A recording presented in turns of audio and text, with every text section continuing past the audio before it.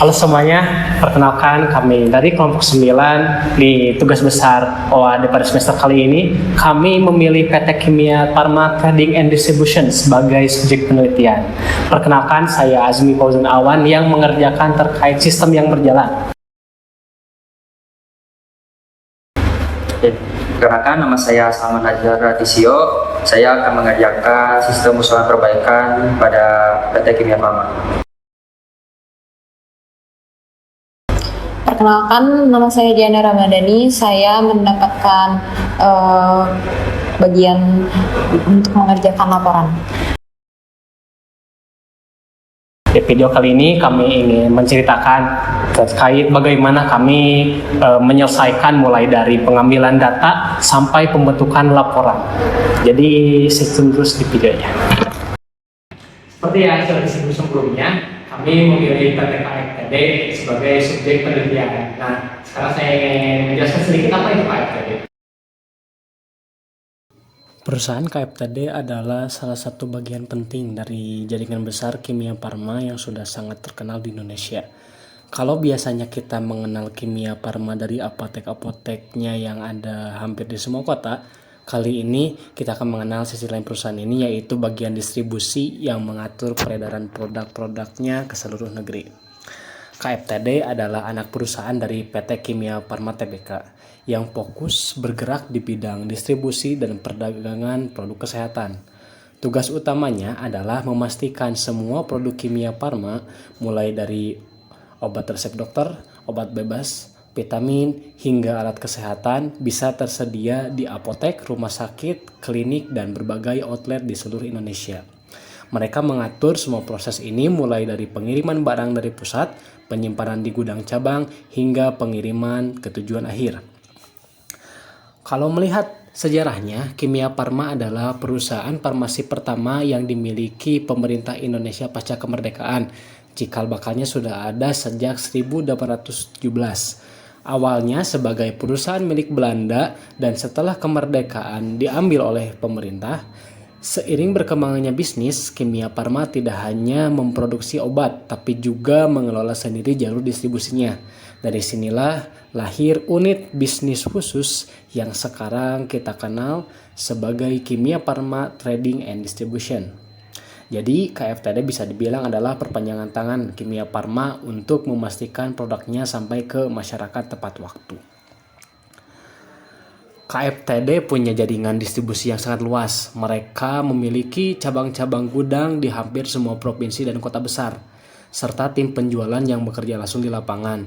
Selain itu, mereka juga memiliki armada distribusi sendiri untuk memastikan pengiriman produk tepat waktu, bahkan ke daerah terpencil sekalipun. Sistem ini membuat KFTD menjadi salah satu perusahaan distribusi farmasi terbesar dan paling merata jaringannya di Indonesia. Produk yang disalurkan KFTD sangat beragam. Selain produk buatan Kimia Pharma sendiri, mereka juga menyalurkan produk dari produsen farmasi lain. Jenis produknya meliputi obat resep, obat bebas, suplemen, vitamin, produk herbal, alat kesehatan, hingga kosmetik dan produk perawatan tubuh. Hal ini membuat jaringan distribusinya tidak hanya terbatas untuk apotek Kimia Pharma saja, tapi juga apotek swasta, rumah sakit, toko obat, dan bahkan klinik kecil. Nah, kelompok kita melakukan penelitian di KFTD cabang Bandung, yaitu KFTD salah satu cabang penting di wilayah Jawa Barat.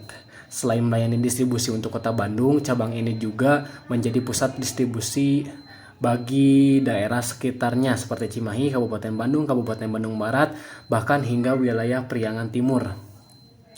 Cabang Bandung memiliki gudang penyimpanan cukup besar untuk menampung berbagai jenis produk kesehatan sebelum dikirimkan ke outlet dan pelanggan. Di sana terdapat tenaga penjualan atau sales yang bertugas menawarkan dan memproses pesanan, tim administrasi outlet yang mengelola pencatatan dan pembayaran, serta tata usaha yang mengurus verifikasi data dan dokumen. Selain itu, gudang cabang Bandung juga berfungsi sebagai titik pengiriman utama untuk wilayah Jawa Barat bagian selatan. Oh ya, jadi kita melakukan wawancara itu di kantor cabangnya di Jalan Pajajaran nomor 21, Babakan Ciamis, Kecamatan Sumur Bandung, Kota Bandung. Oke, sudah sekian penjelasan apa itu KFTD. selanjutnya akan dibahas mengenai kenapa kami memilih KFTD sebagai subjek penelitian. Oke, sebelumnya ada beberapa alasan mengapa kelompok kami memilih perusahaan PT Kimia Farma Trading and Distribution ini sebagai objek analisis sistem kita. Jadi, dalam kegiatan pembelajaran mata kuliah analisa dan perancangan sistem berorientasi objek, kelompok kami memutuskan untuk memilih perusahaan tersebut sebagai analisis sistem. Ada beberapa alasannya. Yang pertama mungkin relevansi dengan materi pembelajaran. KFTD merupakan perusahaan distribusi farmasi berskala nasional yang memiliki sistem operasional kompleks dan melibatkan banyak proses bisnis seperti penjualan, lalu ada distribusinya, lalu ada manajemen stok, hingga pengelolaan kredit outletnya itu. Kompleksitas sistem ini sangat relevan untuk dipelajari dan dianalisis menggunakan pendekatan berorientasi objek, karena memungkinkan kami untuk mengidentifikasi berbagai aktor, use case, serta hubungan antar kelas dalam sistem secara nyata. Lalu yang kedua itu potensi pengembangan sistem.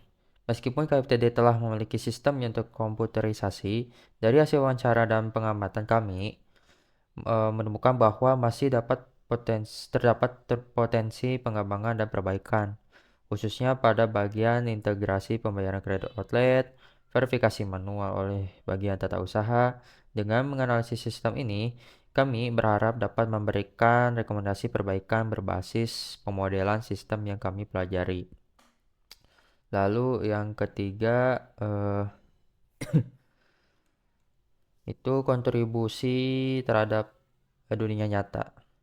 Dengan menganalisis sistem pada perusahaan nyata seperti KFTD, kami tidak hanya memahami teori, tapi juga mampu mengaitkan materi kuliah dengan implementasi di dunia kerja. Hal ini memperluas wawasan dan pemahaman kami tentang bagaimana sistem informasi itu dibangun, dikelola, dan dikembangkan dalam lingkungan bisnis yang sesungguhnya.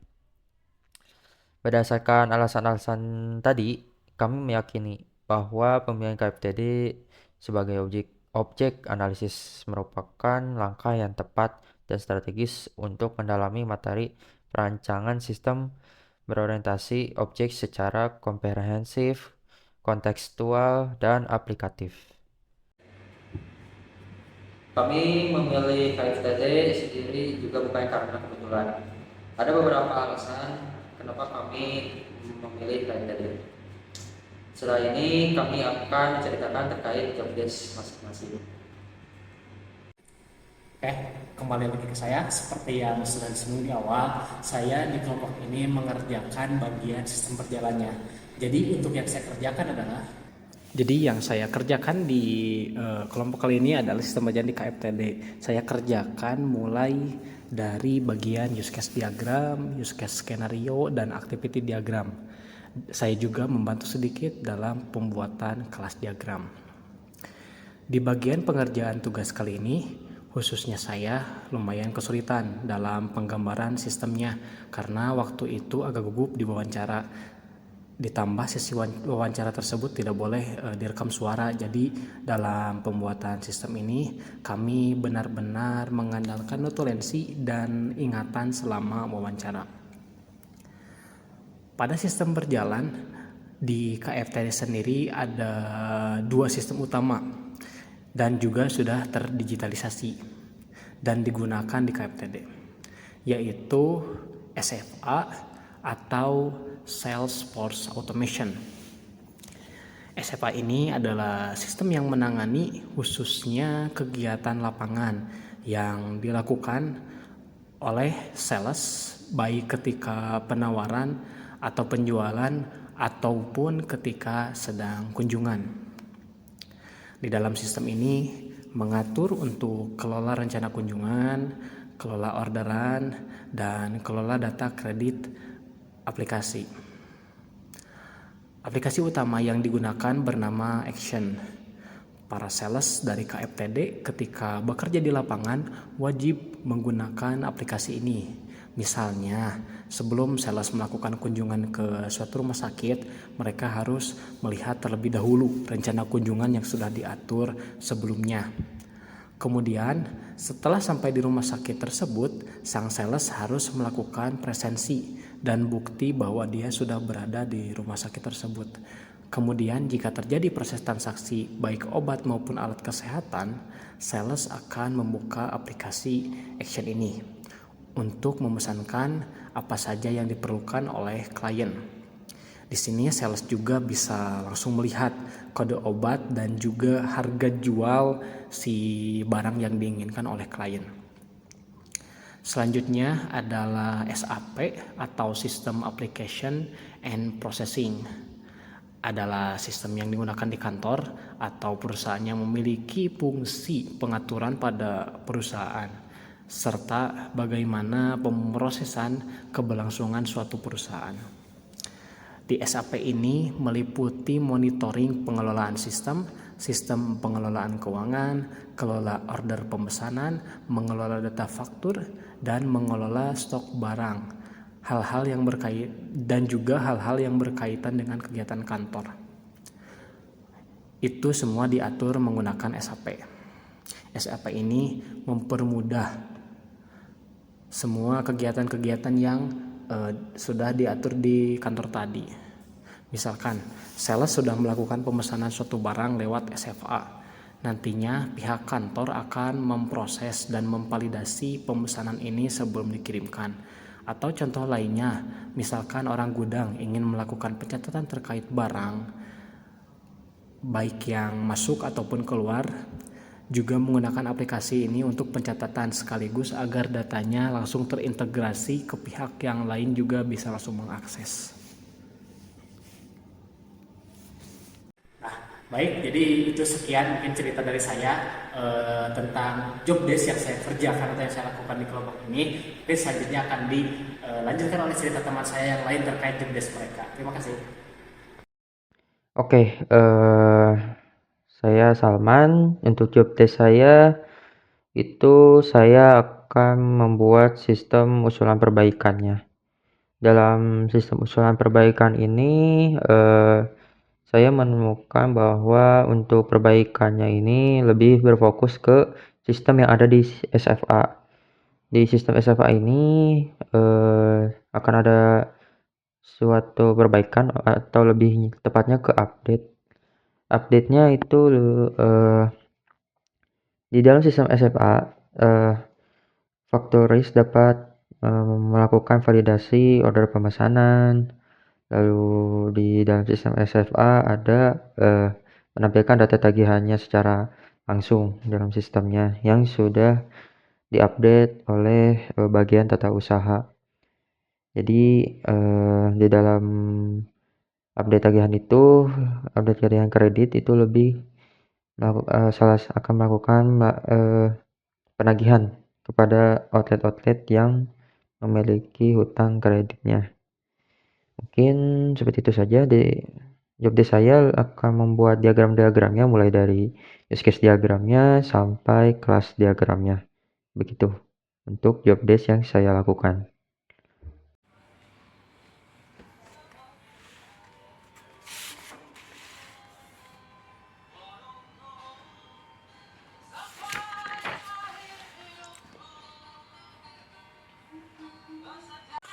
Yuk, kita mulai dari tabel fungsional dulu ya guys ya. Dari hasil wawancara pertama itu apa ya tadi? Apa namanya? Barang-barangnya. Nah, karena ini kan sistemnya SFA, jadi ini musiknya mati dulu. Karena ini sistem SFA bukan sistem pusat yang kelompok saya analisis, jadi mungkin banyak kekurangan sebenarnya itu. Cuma sebenarnya itu tuh bisa tertutupi di sistem pusat, tapi karena sistem pusat itu karena itu privasi dari perusahaan, jadi kelompok kami hanya bisa menganalisis sistem SFA, yaitu sistem yang dimiliki salesman di lapangan. Oke, lanjut. Saya akan berpikirkan kembali tabel fungsionalnya. Oke guys, aku lagi buat diagram flowchart. Jadi ini flowchart buat proses bisnisnya dulu nih. Ya masih belum selesai sih. Ini masih prosesnya gimana gitu. Belum benar-benar sih. Terus ini juga ya ada flowchart SFA-nya yang bakal dianalisis buat diagram use case kayak gitu. Ini juga belum terlalu. Oke, lanjut. Oke guys, day 3 mulai ngerjain use case. Ini baru beres use case pemesanan sama use case gudang. Lumayan capek guys, soalnya ini harus benar-benar pahamin dulu alurnya. Pusing banget serius. Aduh. Capek banget, banyak banget guys. Aktornya harus tahu juga. Ini kok panjangan. Nah, oke, lanjut. Mungkin kalau masih kuat aku bikin satu use case lagi. Ciao. Oke guys, ini ngelanjutin progres pembuat diagram, activity diagram sini. Ini prosesnya udah sampai activity untuk berdasarkan skenario yang ke-7 ya. Tinggal sedikit lagi nih harusnya, tinggal pengecekan ini diagram.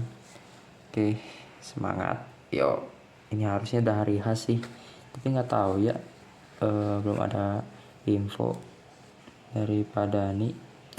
Semoga dilancarin terus. Oke, semangat boy. Oke guys, di sini aku bakal update proses pembuatan diagram-diagram dari sistem usulan perbaikan di sini. Ini udah hari Senin tanggal 28. Untuk update-nya di sini aku udah bikin diagram use case SFA. Lalu ada activity-nya yang diperbaikan itu, lalu ada sequence-nya. Tapi untuk sequence masih belum selesai. Oke, kita lihat aja. Nah, ini dari diagram use case, diagramnya ini ya segini aja sih, 3 perbaikannya. Kan ini sistem SFA, ini sistem yang dipakai di lapangan ya. Lalu ada skenario-nya sini, ada bikin skenario-nya sementara nih. Namun hitungannya ini masih sementara ini untuk yang skenario yang ketiga, karena masih bingung ininya, diagram alurnya, untuk alur proses ininya ya. Ini untuk activity-nya ya, yang dari yang UC3 ini semuanya udah dibikin. Yang activity satunya, yang UC1, UC2, yang UC3 ini paling panjang. Nah, sekarang ke sequence. Lumayan. Ini rencana kunjungan. Ini kelola data pemesanan. Bawahnya ini kredit outlet. Kelola data kredit outlet. Belum beres, masih panjang. Ini belum kelas diagram ya guys ya, masih lumayan. Dan ya, kita akan lanjut lagi. Target sih ini beresin sequence sama revisi semuanya ya, kalau misalnya ada yang aneh atau ambigu alurnya. Oke, semangat. Dikit lagi lah, insya Allah beres. Oke, yuk, tanggal 28 tuh.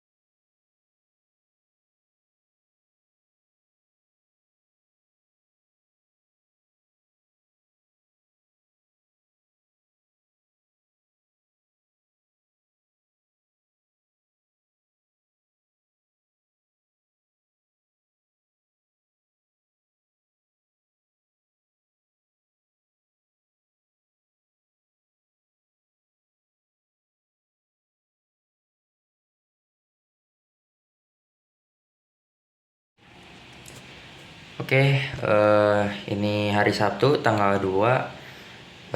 Ini adalah final diagram untuk sistem usulan perbaikannya. Oke, di sini semuanya sudah selesai dari use case diagram sampai kelas diagram di sini. Oke. Ini udah finalnya, guys.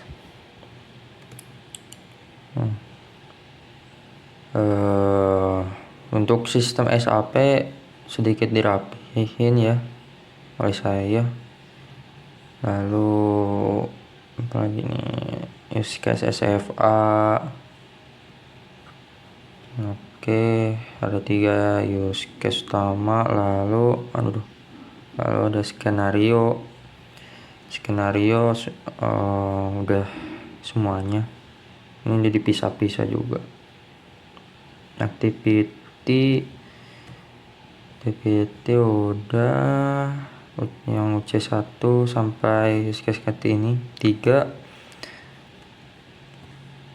semuanya udah. Ini kelasnya. Untuk kelas diagram 2-nya lagi dilanjutkan sama teman saya. Ini sequence C1, ini sequence C2. Mana? Nah, ada metode loop sama alternatif di sininya. Nanti di laporan detailnya. Ini yang tadi kumpulannya. Oke. Ini hari Sabtu, atau mungkin H-1 ya sebelum deadline. Ya, akhirnya sudah beres. Oke, tinggal laporan ya. Sip. Hai, saya Diana Ramadhani. Saya mendapatkan bagian untuk mengerjakan laporan. Di sini saya mengerjakan laporan dengan judul laporan analisis sistem di perusahaan, yaitu PT Kimia Farma Trading dan Distribution. Disusun untuk memenuhi tugas mata kuliah Object Oriented Analysis and Design yang di dosen pengampu oleh Bapak Dani Aidil Rismayadi. Ini adalah kata pengantar. Nah, daftar isinya meliput bab 1, yaitu pendahuluan yang berisi latar belakang, rumusan masalah, tujuan penelitian, manfaat penelitian, batasan masalah, metodologi penelitian, sistematika penulisan. Lalu ya bab kedua ada landasan teori, yaitu ada UML atau Unified Modeling Language, lalu pengertiannya, tujuan dan fungsi, lalu konsep dasar use case, pengertian use case, komponen use case diagram, konsep dasar use case skenario, konsep dasar activity diagram, analisa dan perancangan sistem. Bab 3, analisis dan perancangan. Ada use case diagram, use case skenario, activity diagram, sequence diagram, dan kelas diagram. Lalu bab 4 adalah bab penutup. Kemudian ada daftar pustaka, ada juga lampiran hasil wawancara.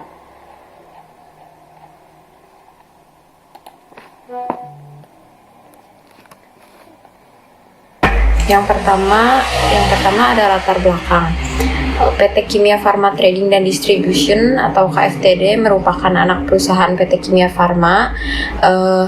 PT Kimia Farma Tbk yang didirikan pada tanggal 4 Januari tahun 2003 dengan kegiatan utama perdagangan dan distribusi produk farmasi, alat kesehatan, kosmetik, produk rantai dingin, serta produk-produk lainnya sesuai anggaran dasar perseroan dan perizinan yang berlaku. Kimia Farma untuk menjangkau seluruh pelosok Indonesia. KFTD mengelola 48 kantor cabang didukung oleh satu National Distribution Center yang terletak strategis sehingga mampu memastikan ketersediaan produk kepada saluran medis, non-medis, dan institusi pemerintah. secara andal dan tepat waktu. Sebagai distributor BUMN terkemuka, KFTD menerapkan prinsip-prinsip Sure and Good Distribution Practice atau CDOB pada seluruh cabang untuk menjaga integritas produk, keamanan rantai pasok, serta kepatuhan terhadap regulasi kesehatan nasional. Di tengah dinamika permintaan layanan kesehatan dan kompleksitas distribusi produk yang terus berkembang, sistem pemantauan yang efektif menjadi faktor kunci untuk memastikan mutu, ketersediaan, dan kecepatan distribusi. Oleh karena itu, penelitian ini dilakukan dengan tujuan untuk menganalisis sistem pemantauan yang diterapkan di PT Kimia Farma Trading dan Distribution melalui metode wawancara mendalam. Lalu ada rumusan masalah. Bagaimanakah gambaran sistem pemantauan yang diterapkan di PT Kimia Farma Trading dan Distribution dalam rangka menjaga integritas, ketersediaan, dan efisiensi distribusi produk farmasi? Lalu ada tujuan penelitian yang bertujuan untuk mengidentifikasi dan mendeskripsikan komponen utama sistem pemantauan yang diterapkan di PT Kimia Farma Trading dan Distribution, termasuk alur informasi dan teknologi pendukungnya, serta memahami mekanisme pengumpulan, verifikasi, dan pelaporan data distribusi untuk menjaga integritas dan ketersediaan produk farmasi pada setiap titik rantai pasok, sekaligus menganalisis efektivitas sistem pemantauan tersebut dalam mendukung pengambilan keputusan operasional dan manajerial dan mengidentifikasi area perbaikan yang diperlukan guna meningkatkan efisiensi dan kepatuhan terhadap standar distribusi. Lalu ada manfaat penelitian. Manfaat penelitian ini diharapkan dapat memberikan gambaran komprehensif mengenai implementasi sistem pemantauan di PT Kimia Farma Trading dan Distribution yang selanjutnya dapat dijadikan acuan dalam evaluasi dan pengembangan sistem serupa, menyediakan rekomendasi praktis bagi manajemen perusahaan untuk mengoptimalkan proses pemantauan, meningkatkan efisiensi distribusi, serta memperkuat kepatuhan terhadap standar Current Good Distribution Practice (CDOB), dan sekaligus menjadi bahan pertimbangan bagi perusahaan farmasi maupun distributor lain dalam merancang atau menyempurnakan sistem pemantauan yang handal demi menjaga mutu dan ketersediaan produk bagi masyarakat. Lalu ada pengertian use case. Use case adalah sebuah kegiatan atau juga interaksi yang saling berkesinambungan antara aktor dan juga sistem. Atau dengan kata lain, teknik secara umum digunakan guna mengembangkan software atau sistem informasi guna memperoleh kebutuhan fungsional dari sistem yang ada. Komponen tersebut kemudian menjelaskan komunikasi antara aktor dengan sistem yang ada. Dengan demikian, use case dapat dipresentasikan dengan urutan yang sederhana dan akan mudah dipahami oleh para konsumen. Berikut adalah komponen-komponen yang ada di use case diagram. Yang pertama adalah sistem. Yang kedua ada actor. Actor di sini bukan hanya bagian dari diagram, tapi juga aktor ini adalah salah satu alat untuk menciptakan use case diagram agar menjadi lebih mudah. Nah, aktor ini akan digunakan untuk menjelaskan sesuatu atau juga seseorang yang sedang berinteraksi dengan sistem. Ketiga ada use case. Use case sendiri adalah gambaran fungsional dari sebuah sistem. Dengan demikian, antara konsumen dan juga pengguna pada sistem tersebut akan mengerti atau paham mengenai fungsi sistem yang telah dibangun. Lalu ada use case skenario. Konsep dasar use case skenario adalah untuk menggambarkan interaksi antara aktor dengan sistem. Use case skenario dapat mendeskripsikan tipe interaksi antara pengguna sistem dengan sistemnya, serta menjelaskan respon yang ditanggapi oleh sistem tersebut terhadap prosedur yang dilakukan oleh aktor. Masuk ke bab 3 yaitu analisis dan perancangan. Yang pertama ada use case diagram. Ini adalah use case diagram modul SAP untuk manajemen sales, logistik, dan keuangan di KFTD Pusat. Bertujuan untuk memetakan kebutuhan fungsional, siapa melakukan apa dalam sistem. Sistem SAP ini akan membantu KFTD Pusat untuk mengelola data, menerima order, mengatur pengiriman, dan juga memantau piutang. Ini adalah KFTD pusat, yaitu berperan sebagai bagian operasional pusat, lalu logistik, yaitu yang bertugas sebagai pengirim, dan keuangan sebagai penagih piutang. Nah, pusat dapat menambah, mengubah, atau menghapus profil customer, misalnya nama, kontak, atau alamat agar database selalu update.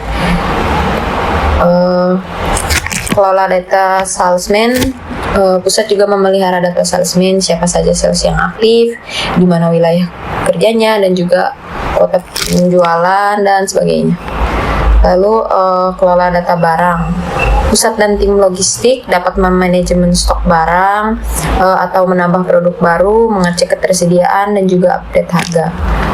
Lalu ada kelola order dari SFA. Order yang masuk dari aplikasi Salesforce Automation diproses oleh pusat, divalidasi, dan dijadwalkan pengirimannya, lalu diteruskan ke logistik.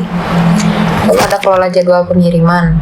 Setelah order valid, pusat membuat jadwal pengiriman, logistik kemudian melihat jadwal ini untuk eksekusi pengiriman. Lalu yang terakhir ada monitoring piutang. Tim keuangan akan memantau tagihan yang jatuh tempo dan status pembayaran customer. Lalu yang kedua ada use case diagram sistem Salesforce Automation atau SFA. Sistem SFA ini dirancang untuk mendukung aktivitas sales di lapangan, mulai dari perencanaan kunjungan, pencatatan order, hingga integrasi ke SAP dan monitoring performa sales. Aktor-aktor di sini ada, yang pertama ada sales, yaitu pengguna utama aplikasi mobile atau SFA. Yang kedua ada supervisor penjualan, yaitu manajer yang memonitor dan approve forecast ataupun kunjungan. Yang ketiga ada factories, yaitu bertugas sebagai bagian penagihan atau invoicing. Pada sales terdapat input data rumah sakit. Data profil rumah sakit wajib diisi setiap kali membuat rencana kunjungan. Lalu extend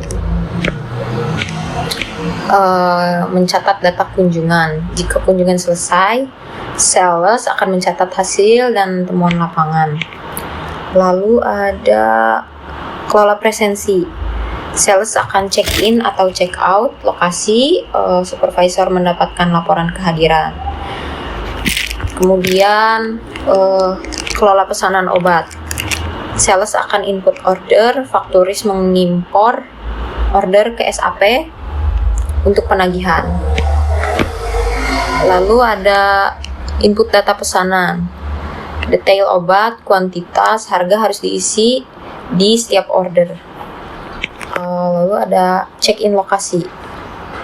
Wajib check-in dulu sebelum atau saat input order sebagai yang akan berguna sebagai bukti kunjungan. Lalu ada pengajuan diskon. Sales bisa mengajukan diskon khusus jika disetujui supervisor. Harga pun akan berubah. Lalu ada kelola forecast. Supervisor membuat dan memonitor proyeksi penjualan periode yang akan datang. Lalu pesanan ke SAP. Fakturis mengirim data order dari SFA ke modul SAP untuk proses lebih lanjut.